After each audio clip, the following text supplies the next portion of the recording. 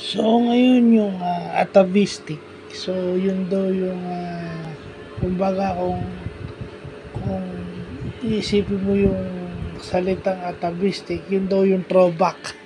Parang meron kang throwback attitude o yung meron kang babalikan from the past. So, yung pala yung other meaning ng throwback, yung atavistic, yung mas malalim na salita ng throwback. So, maganda, no? May natutunan na naman tayong bagong word of the day, yung atavistic.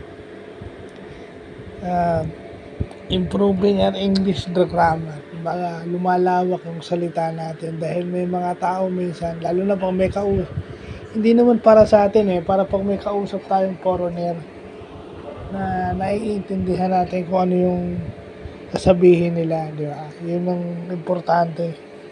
We can communicate with foreigners well. No? Speaking English, di ba? Lalo na pag Amerikano, minsan may mga Amerikano